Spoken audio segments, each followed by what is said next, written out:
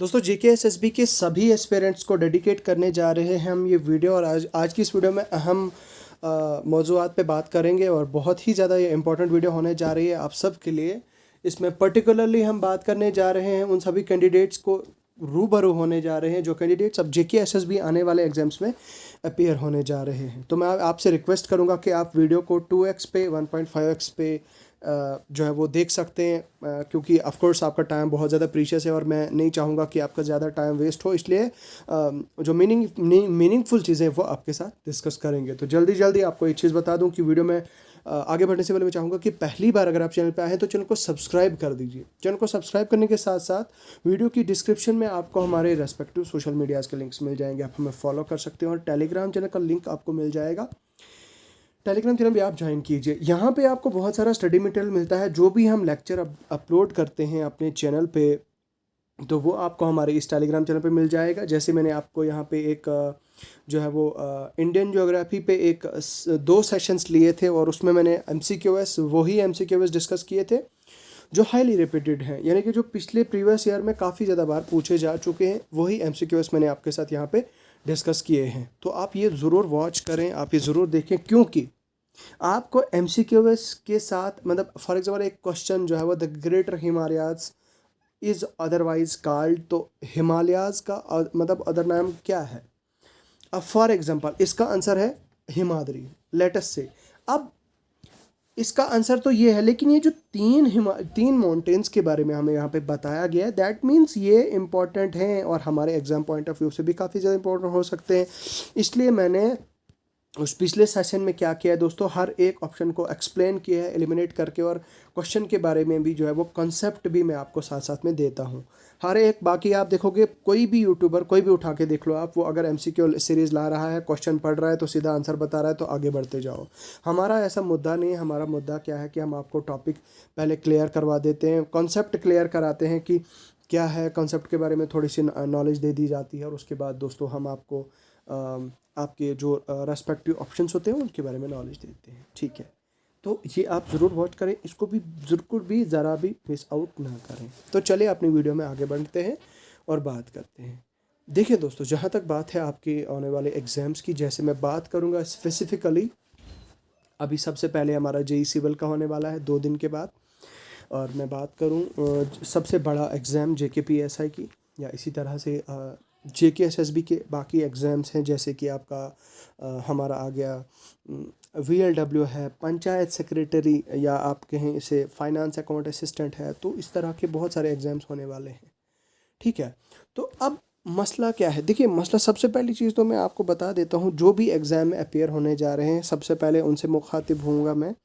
तो उनसे मैं रिक्वेस्ट करूँगा, देखिए थोड़ा सा आप कोशिश करें, अभी आपके एग्ज़ाम को जितने भी दिन मतलब बचे हैं, तो आप कोशिश करें थोड़ा सा किसी सिस्टम पे बैठ जाएं, कहीं कंप्यूटर पे बैठ जाएं और थोड़ा सा ऑनलाइन मॉक टेस्ट दें। ठीक है, ऑनलाइन मॉक टेस्ट आपको फ्री बहुत सारी दुनिया के मिलेंगे, ऑनलाइन वेबसाइट्स मिलेंगी आपको, कई सारी ऑनलाइन वेबसाइट्स मिलेंगी जो ऑनलाइन जो है वो वहाँ पे मतलब मॉक टेस्ट लेती हैं, फ्री में मॉक टेस्ट देती हैं, प्रोवाइड करती हैं। तो आप वो मॉक टेस्ट जो है वो ज़रूर दें। दिन में 1 से 1.5 घंटा 1 to 1.5 आवर आप ज़रूर दें अपने मॉक टेस्ट पे। अब उससे क्या होगा, आपकी प्रैक्टिस होगी। अब मतलब हर दिन आप 1 घंटा रोज़ दोगे आप मॉक टेस्ट पे, तो उससे आप फेमिलियर हो जाओगे थोड़ा सा एग्ज़ाम के सिस्टम से। आई नो यहाँ पे बहुत सारे ऐसे कैंडिडेट्स हैं जो पहली बार JKSSB के CBT एग्ज़ाम में अपीयर होने जा रहे हैं, और आप में से तो ऑफकोर्स बहुत सारे ऐसे होंगे जिन्होंने ऑलरेडी अपीयर किया होगा, जो SSC के एग्ज़ाम्स में अपीयर हुए होंगे। तो मैं स्पेशली उन सबको बता रहा हूँ जो अभी तक JKSSB के एग्ज़ाम में अपीयर नहीं हुए हैं, CBT के एग्ज़ाम में। तो क्या काम करना है कि हर रोज़ आपने 1 घंटा निकालना है और 1 आवर का आपने मॉक टेस्ट देना है। मॉक टेस्ट दिया आपने, और थोड़ा सा उससे क्या होगा कि एक तो आपका कॉन्फिडेंस आ जाएगा। ठीक है, आपके अंदर कॉन्फिडेंस बिल्डअप हो जाएगा। कॉन्फिडेंस बिल्डअप होने के साथ साथ दोस्तों, अक्सर कैंडिडेट्स गलतियां करते हैं। जैसे ही आप जानते हैं, जैसे ही एग्ज़ाम होता है, मतलब बच्चे को सब कुछ आ रहा होता है, पेपर देखता है, पेपर देने के बाद घर आता है, वो देखता है, चेक करता है, नहीं यार मुझे तो ये क्वेश्चन भी आता था, ये भी आता था, ये भी आता था, ये भी आता था, लेकिन मैंने पता नहीं कन्फ्यूजन हो गई मुझे, तो मैंने गलत कर दिया। तो वो ही गलत नहीं करना है। पिछली बार मैंने आपको कहा था कि जो पिछली बार JKPSI का एग्ज़ाम हुआ था, उस एग्ज़ाम में जो गलतियाँ हुई थी इस बार ये आपकी कोशिश होनी चाहिए कि आप वो गलती बिल्कुल भी ना करें, उस गलती को अवॉइड करें, वो गलती दोबारा से रिपीट ना करें। अगर आप वो गलती रिपीट करते हैं दैट मीन्स अपने अपने पैरों पे आप कुल्हाड़ी मारते हैं और अपनी हमेशा ज़िंदगी में आप पछताओगे, क्योंकि ऑफ कोर्स आप गलतियां करोगे तो फिर तो ऑब्वियस सी बात है, मतलब गलती की तो इंसान को मतलब उससे नुकसान ही होता है, ठीक है।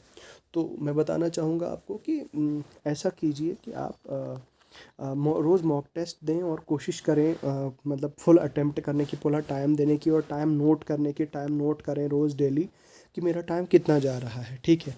और एक चीज़ तो मैं ये भी बता दूं आपको कि सबसे पहले मान लीजिए अगर JKPSI का एक मॉक टेस्ट है, फुल मॉक टेस्ट, तो उसमें जब आप अटेम्प्ट करते हैं तो कोशिश करनी है कि आपने जो है वो मतलब 120 क्वेश्चंस आपको मिलेंगे, आपको 2 घंटे का टाइम मिलेगा, 2 आवर्स का। तो वो 2 घंटे में आपने 120 क्वेश्चन करने हैं। और किस तरह से करने हैं, सबसे पहली अप्रोच तो ये होनी चाहिए आपकी, फ्राम क्वेश्चन नंबर 1 टू 120।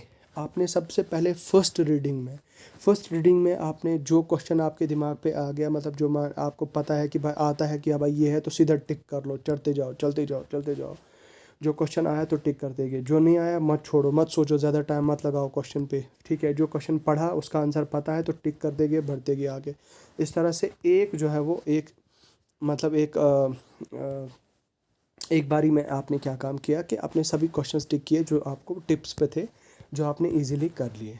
अब दूसरी बारी आप क्या काम करेंगे आपने, हाँ एक चीज़ ये भी बताऊंगा कि जैसे ही आपने क्वेश्चन आगे नेक्स्ट नेक्स्ट नेक्स्ट करते जाओगे तो क्वेश्चन जो आपको लगेगा कि हाँ ये मैं करूँगा, थोड़ा सा मुझे टाइम देने की ज़रूरत है, तो उसको आप मार्क एज रिव्यू करेंगे एज रिव्यू के लिए, ठीक है।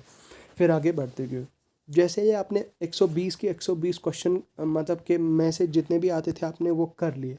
फिर आपने ये देखना है कि आपने रिव्यू के लिए कितने रखे हैं। फिर आपने रिव्यू के लिए रखने हैं। फिर रिव्यू के लिए आपने, देखिए CBT का सबसे बड़ा फ़ायदा यही होता है। अब जैसे OMR बेस्ड होता है, OMR बेस्ड पेपर होता है, तो पेपर आप करते हैं 1 से लेकर 120 तक, लेकिन उसमें पता नहीं चलता है कि क्वेश्चन नंबर 60 है या 50 है या 45 है, मैंने किसको मतलब रिव्यू के लिए रखा है।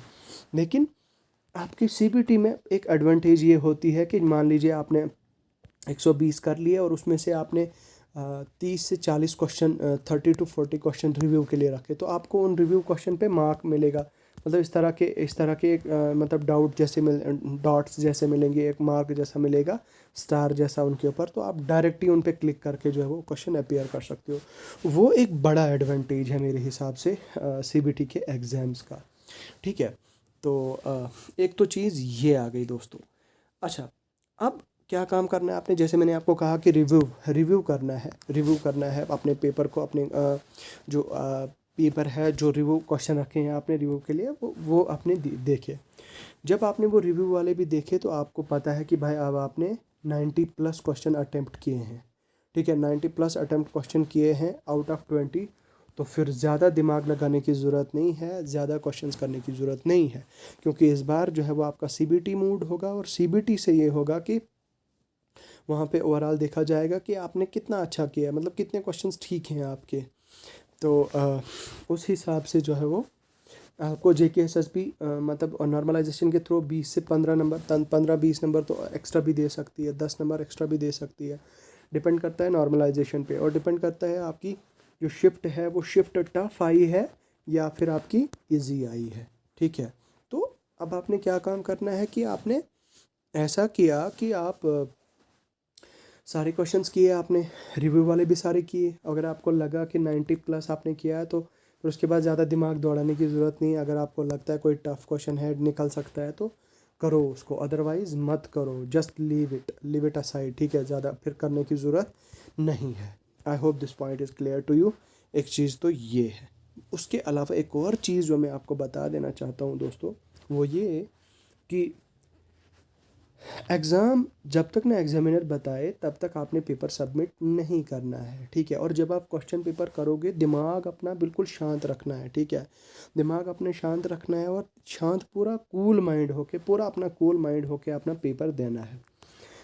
ऐसा भी होता है क्योंकि बहुत सारे कैंडिडेट्स क्या काम करते हैं कि इतनी कन्फ्यूजन में होते हैं कि पेपर क्वेश्चन कर रहे होते हैं, अटेम्प्ट कर रहे होते हैं, वहाँ से पता ही नहीं चलता है, तो नीचे सबमिट बटन पे ऑप्शन ऑप्शन पे मतलब क्लिक हो जाता है तो सबमिट पेपर सबमिट हो जाता है।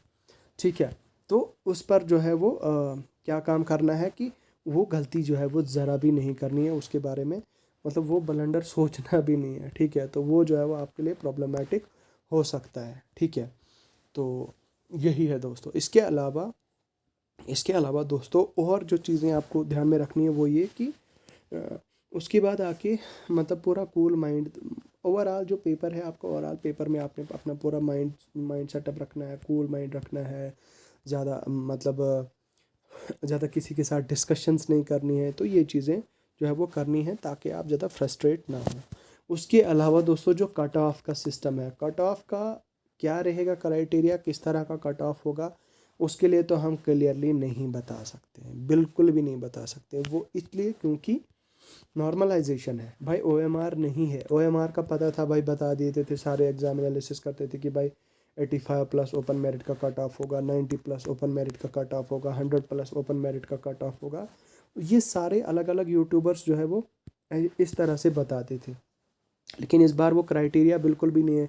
कोई अंदाज़ा ही नहीं लगा सकता है कि आपका कट ऑफ कितना जाएगा। But on the other hand I can say, अगर आपने 90 प्लस जो है वो क्वेश्चंस किए हैं, 85 प्लस भी क्वेश्चन किए हैं, तो वो भी मोर देन सफिशेंट है मेरे हिसाब से। अगर आप 80 भी करके आए हो, 80 क्वेश्चन भी परफेक्ट करके आए हो, तो मेरे हिसाब से 80 प्लस भी विल बी मतलब आइडियल। ठीक है, 80 प्लस विल बी आइडियल। तो ये चीज़ है दोस्तों, तो इन चीज़ों का खास ख्याल रखें, इन चीज़ों का बहुत ध्यान रखने की ज़रूरत है। तो जैसा कि मैंने आपको ऑलरेडी कहा कि आप जो है वो इन गलतियों को ना करें, क्योंकि हो सकता है आप फ्रस्ट्रेट हो जाएं और इरिटेट हो जाएं और आप कंफ्यूजन में, फ्रस्ट्रेशन में जो है वो पेपर में कोई बड़ा ब्लंडर करके आएँ। ठीक है, तो वो ब्लंडर जो है वो नहीं करना है। तो बस मैं मिलूँगा आपसे, रूबरू होऊंगा बहुत जल्द नए मौजू के साथ, नए टॉपिक के साथ। मुझे दीजिए फ़िलहाल इजाज़त। खुदा हाफिज़।